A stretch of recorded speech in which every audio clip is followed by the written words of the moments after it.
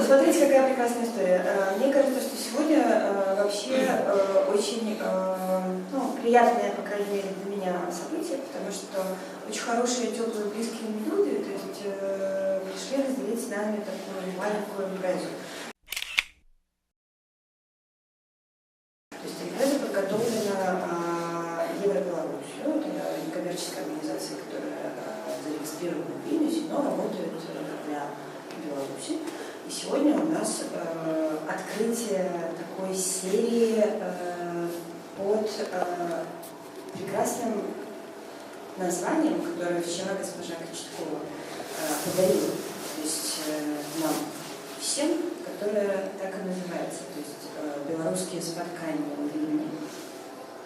И я надеюсь, что вот этот наш прекрасный теплый круг – это как раз вот это тот самый подмурок, который даст нам в будущем возможность собирать под этим прекрасным подаренным тобою именем в дальнейшем хорошие, теплые, дружеские встречи. Сегодня у нас в гостях госпожа Кочеткова, Полина, которая прекрасная белорусская авторка, которая расскажет о книге, которую она написала «Гнездо 2». Виктор Корзунов расскажет о фильме, и мы посмотрим документальное кино о очень важной части для белорусов в Вильне жизни. То есть Виктор сам представит это кино, но мы будем видеть кино совершенно душку. И к нашему счастью госпожа Комодская согласилась нам петь, и собственно, все, на этом я заканчиваю. Послушайте, у нас вообще, конечно, я понимаю, что у Жубиса это такая история. Извините, Полина, постойте со мной рядом, неприятно. И очень так жизнь не получается. У нас же на нашей прекрасной проекте министр иностранных дел у Жубиса. Да. Господин министр. Посла Республики Ужбис в Беларуси сказать короткое приветственное слово.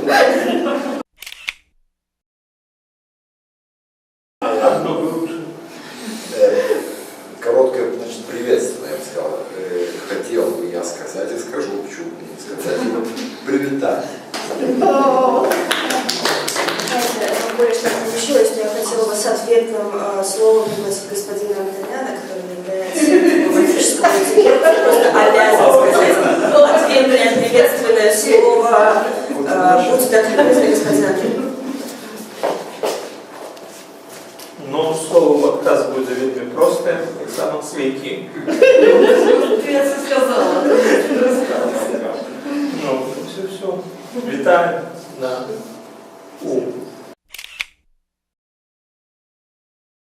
Святой земли. Святой земли. Пляж.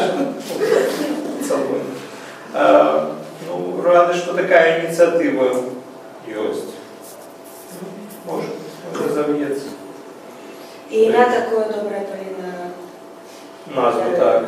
Дарил. Похмурная. Да. Это книга «Гнездо 2» называется. І знов-таки назва гэтых сустрэчаў, причина вчора возникла у нас з Аленой Тынкачевой, калі мы гуляли по Вільні. Мы згадали тыя часы, 90-е гады, калі у музеі Богдановича на Троецкім прадмесці адбываліся, это адбывалася яшчэ до 94-го года, такие спатканні на Троецкім. Сама назва была взята от верша Максима Богдановича «Я хотел бы споткаться с вами на улице». И это классичный верш, такие вельми миротворчий, який заканчивается словами «На что на земле сватки и зватки, коли все мы разом летим дозор». На жаль, музей Максима Богдановича у Мінску зараз не може функціонувати як така культурна установа, як він був на початку 90-х, яким ми всі і з Касі, і з Віктором Корзуном виступали, мали таку пляцовку. Але от ця назва, вона перейшла у Вільню, у город нашей Марой. Хочу зараз пару слов сказать про свои взаимоотносины з Вільні. Якраз город этот был для меня такой загадкой. И первый раз я сюда трапила в 85-м году, коли ще ходил такий тягничок «Чайка», який принес мені з Менська туманного, такого похмурного, як і сама назва, споткання. И меня уразили, конечно, костелы. Моя мама написала мне список, что мне треба поглядеть. Доминиканский костел, помник Мицкевича, значит, и там были такие улицы Горького, идти туда, и все было мне намалевано. Я шла, и при этом я по дороге купляла такие цукерки фламинго, они меня вельми уразили. Вот это смак этих фламинго, яких не было в Минску, и водар, тишиня, и руки костела, все это мне вельми уразило. Вечером я съехала в Минск этой «Чайкой», и наступный раз я уже была в Вильне у 90-м году, после того, как тут были баррикады, мы приехали в Архут працевать, это был лютый месяц, и мы працевали, не глядячи ни на что, жили на проспекте Єдиніна, якраз каля Сейма теперешнего. Ходили, глядели, и там такие были слупы, куда люди прибивали все комсомольские партийные билеты. И я сейчас подходила до этого слупа и думала, что я прибью туда комсомольский билет свой. Я доставала комсомольский билет, стояла, а после думала, ну я его зараз прибью. Кто то прочитает? Нет. А после я думала, а у нас же так само после будут такие слупы, и все мои сябры пойдут прибивать. А мне уже не а мне прибить еще. Последняя следа стала военный билет.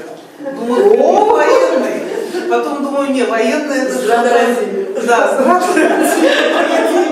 не прибила я ничего, але мораль и все байки. Оказалось, что у нас такого слепа все-таки не з'явилось. Не з'явилось, на жаль, у Минску. И вот. Таким чином, хочу сказать, что это в книжце есть и тексты, які присвячені Вільні. Ну, я, видать, прочитаю вельми малый кавалок, потому что читание прозы – это такая справа неудачная достатково. Значит, Вильня, час летняя липа. Летние виленские каникулы я себе придумала сама. В Менску в Вильню на автобусе, не на тягнику. Автобус, там есть возможность занять место так, как побач никто не сидел, чтобы никто не лез, чтобы никто не задавал питанию. В автобусе, який йде на Вильню, легче застаться незауваженным. Выбираю автобус. Дорога мальовничая поділяється на два етапи – до Ашмянова і після Ашмянова.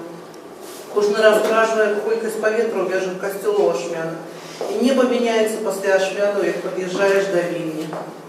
Вільня. Час, коли пітніє, і подождик, вільгать, мокрая даховка, блискучий брук, чорний, червоний, ружовий.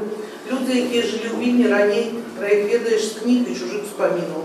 Своих вспоминів про людей, які жили у Вільні і вже не живуть тут, і науку не живуть, не те. И застається только сподіватися на життя вічне.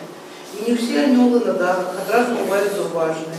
Аби бачити того, що не бачно було раніше, треба глядіти на куполи і шпилі, тоді глядиш і бачиш аньоли на костелі Святої Терези. Треба зворочувати на вулиці, на які звичайно не звертаєш уваги. І проходиш звиклим шляхом. А звиклі шляхи є у Вільні. Починається дощ, тихлий, теплий. Після теплої емоції без щоти, отскукаєш подводних.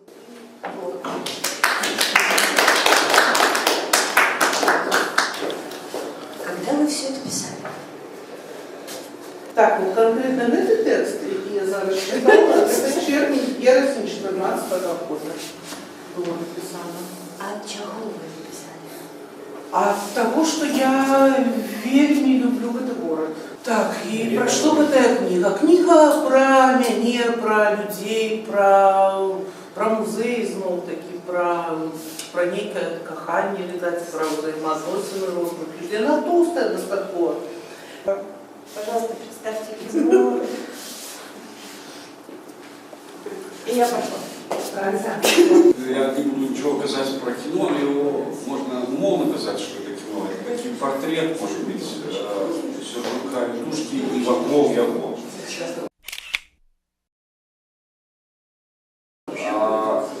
Ну, як завжди, це все робиться випадково. От є парчимость здимаємо, є парчимость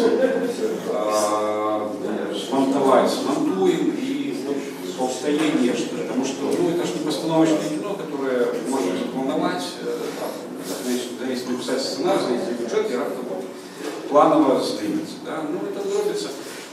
Так отрималося, що була камера, і це єдиний фільм, де я сам ще як оператор виступаю. Одним словом, поглядіть, будь ласка, фільм, і він як завжди прожиття, просто на таким певним матеріалом. Значит, назва такая, не сержу Петушка, моя конкретная себе Беларусь. Не, это литературная назва.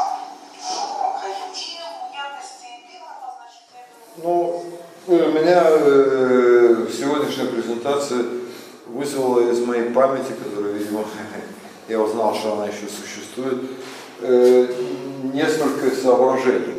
Одно из соображений – записать мои белорусские истории, которые включают сидение в Брестской тюрьме, там много всяких было, и которые я никогда не записывал, потому что я, извиняюсь, повернулся жопой в Беларуси в связи с вступлением Литвы в Европейский Союз.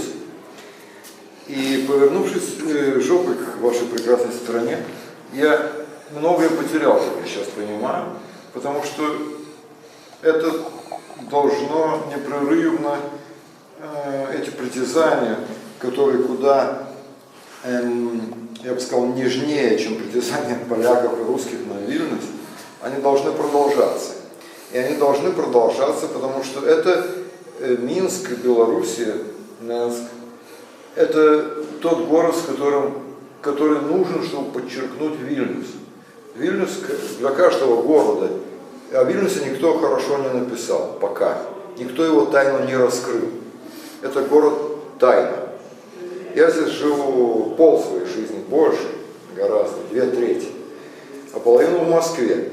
И для меня маленькой родиной был поезд 5-6 Москва-Вильнюс. И я все время проезжал эту Беларусь.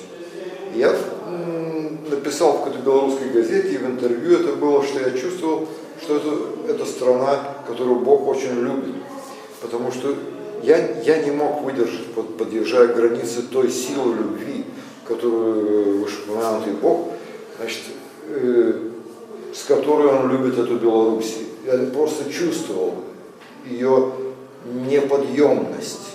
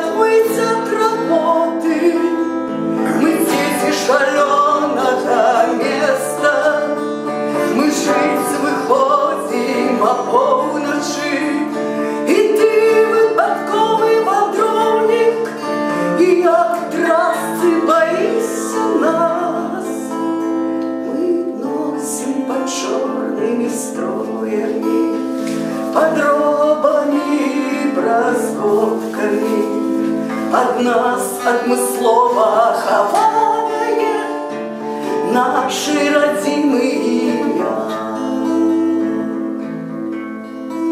Мы дети черного города, мы вышли с Ялона. вечера мы стали яго